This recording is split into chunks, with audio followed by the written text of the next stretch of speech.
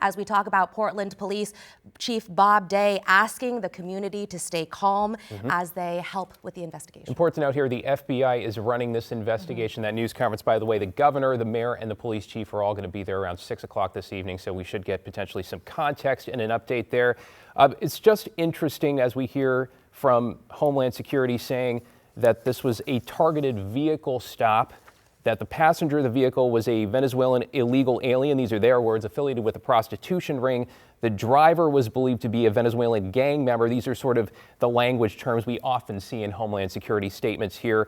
But important to note that they are saying when agents identified themselves, again, these are Customs and Border Protection agents, the driver weaponized his vehicle and attempted to run them over. The agent fired a defensive shot. The driver drove off with his passenger. A little bit of an inconsistency in the statement, considering we understand both people were shot. So in theory, two people could be hit by one bullet, but that's one of the questions we're going to be trying to answer over the next few hours, including the condition of the victims right now. That's true, and we don't know exactly where they are. However, we do know that earlier today, Legacy Emanuel was put down into lockdown, and that's where we find our Kyle Laboshi this evening. Kyle, if you can hear us, what are you seeing on the ground? I know earlier you said things seemed quieter than usual. Indeed, there was a heavy police presence early on out here, in all likelihood for crowd control, but many of those officers have now left. As you pointed out, we reached out to Legacy Emanuel earlier today and throughout the afternoon and early evening, looking for any confirmation on the number of patients that were transported here and their condition. So far, we have not heard back. We were also told earlier today they were in lockdown, and we've not received any information officially from Legacy Emanuel. Behind me, you can see the emergency entrance here at Legacy Emanuel Hospital.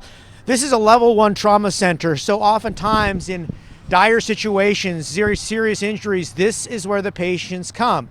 We have seen some ambulances arrive, although none with lights and sirens since we've been here for the past hour or so. We've also seen police officers and also hospital security roaming about. We hear in the distance what sounds like some protest activity, and we've seen a few people, maybe half dozen at most, kind of wandering outside the perimeter of the hospital.